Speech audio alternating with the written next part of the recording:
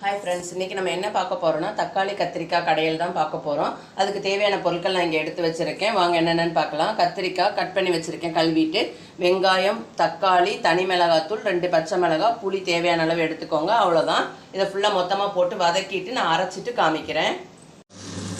அவ்வளோதான். இந்த அளவுக்கு நல்லா மையாக வதக்கிக்கோங்க. இதில் கொஞ்சம் கருவேப்பிலை ஆட் பண்ணிக்கோங்க. இவ்வளோதான். ஆற வச்சுட்டு நல்லா அரைச்சிக்கலாம்.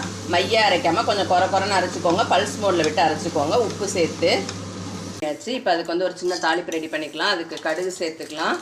கடுகு, கருவேப்பிலை, காஞ்ச மிளகாய், கொஞ்சமாக பெருங்காயத்தூள் ஆட் பண்ணிவிட்டு தாளிப்பு வெடிச்சோன்னா நம்ம சட்டியில் சேர்த்துற வேண்டியதான். இப்போ தாளிப்பு ரெடி ஆகிடுச்சு. இதில் நம்ம தக்காளி கத்திரிக்காய் கடையில் ஆட் பண்ணிடலாம். இதை ஒரு 2 நிமிஷம் மட்டும் சிம்மில் வச்சுட்டு அப்படியே ஆஃப் பண்ணிட வேண்டியதான்.